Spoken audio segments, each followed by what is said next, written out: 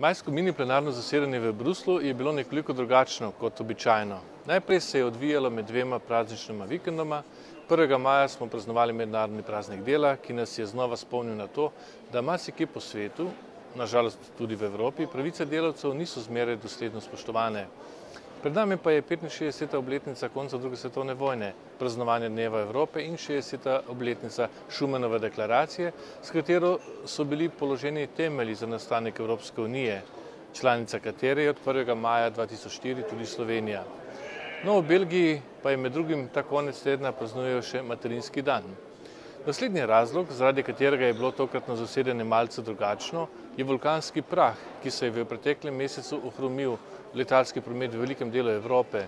Ker nekateri poslanci zaradi omejitev v letalskem prometu niso mogli priti do Strasbourga, smo na aprilskem zasedanju poslanci o dokumentih le razpravljali, dokončno pa smo v njih glasovali v minulih 2 dneh. Kot zadnje pa smo imeli v parlamentu visok obisk iz Združenih držav Amerike, saj nas je nagovoril ameriški podpredsednik Joe Biden. Poudaril je, da zavezništvo med ZDA in Evropsko unijo še nikoli ni bilo tako usodno pomembno kot prav danes. Močne Združene države Amerike potrebujejo močno Evropsko unijo, je zaključil. Najprej nekaj o temah, o katerih smo tokrat na novo razpravljali. Ljudje si marsikaj želimo, zagotovo pa je na prvem mestu zdravje, saj brez njega ni nič. Rak je med boleznimi, ki terja številne žrtve. Kot kažejo podatki, za njimi zboli skoraj vsak 3. Evropejec, vsak 4. pa zaradi te bolezni umre. Ti podatki so v novih članicah v primerjavi s starejšimi članicami Evropske unije še slabši. Zato smo poslanci izglasovali resolucijo, ki je pripravilo Lojze Peterle, s katero pozivamo članice Evropske unije, da več naredijo za boljšo preventivo in zgodnje odkrivanje raka. Lizbonska pogodba je prinesla v delovanje Evropske unije številne spremembe in novosti.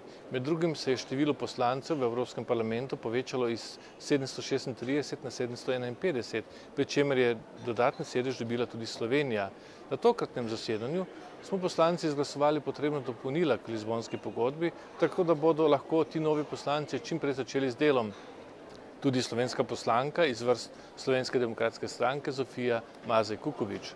Zavzeli smo se za medvladno konferenco, ki naj doreče ustrezne spremembe protokola številka 36, ki ga bodo nato podprli še nacionalni parlamenti v državah članicah.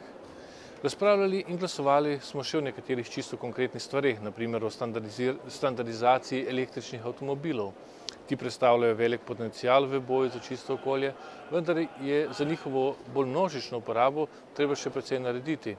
Relevantna področja zajemajo denimo razvoj standardnih polnilcev in spodbujanje raziskav o recikliranju akumulatorjev. Za bolj množično uporabo pa je pomembno tudi, da imajo uporabniki možnost svojih avtomobil napolniti. To pa zahteva vzpostavitev mreže polnilnih točk, podobno kot imamo danes mrežo bencinskih črpalk. Kot že omenjeno, pa smo včeraj in danes glasovali tudi o predlogih, o katerih smo sicer obširno razpravljali že na aprilskem zasedanju v Strasbourgu. Ena od tem so bili letalski prevozi in z njimi povezanimi varnostnimi ukrepi na letališčih. Naj spomnim, da na ravni Evropske unije obstajajo skupni varnostni ukrepi, ki so enaki v vseh članicah Evropske unije, posamezne države pa imajo dodatne možnosti za strožje ukrepe. Tukaj se pojavlja vprašanje, kdo naj krije te stroške za te ukrepe.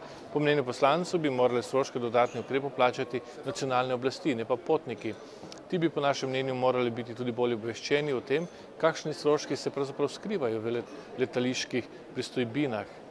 Sprejeli smo tudi resolucijo o naslednjih korakih v razvijanju Evropejane, ki je eden od največjih skupnih projektov na področju kulture. Predvideva, da bi postopoma na splet prinesli dobršen del evropske kulturne dediščine, kar bo precej izboljšalo dostopnost evropske kulture njenim državljanom, predvsem mladim. Poslanci smo glasovali še o 2 resolucijah, ki pomembno vplivata na odnose med Evropsko unijo in Združenimi državami Amerike. Parlament se strinja z izmenjavo podatkov o finančnih transakcijah, vendarle, če bodo ustrezno rešena odprta vprašanja in dileme, predvsem se ne strinjamo s prenosom podatkov v paketih. Nadalje se še zavzemamo za to, da bi morale biti pravice državljanov do vpogleda in popravka lastnih podatkov bolje urejena. V nasprotju s tem pa smo poslanci proti sklenitvi sporazuma o izmenjavi podatkov o letalskih potnikih med Evropsko unijo, ZDA oziroma Avstralijo. Zavzemamo se za to, da je treba najprej pripraviti enoten model, ki bo ustrezno upošteval zahteve po varstvu osebnih podatkov. V okviru Barrosovega poročila o pripravah na zasedanje sveta in o strategiji Evropa 2020 smo največ časa porabili za razpravo o finančni pomoči Grčiji. Leta ni več tako samoumevna, kot se je zdelo na začetku. Predsednik naše politične skupine, gospod Jozef Dal, je v svojem nastopu na plenarnem zasedanju dejal, da si moramo naliti čistega vina, da je dovolj demagogije in da morajo tisti, ki delajo dlje in bolje in ki bodo poslej podpirali one druge, dobiti jasne odgovore na jasne vprašanja. Ne smemo graditi le na načelu solidarnosti, ampak tudi na načelu odgovornosti. Nasvidenje do naslednjega majskega Strasbourga.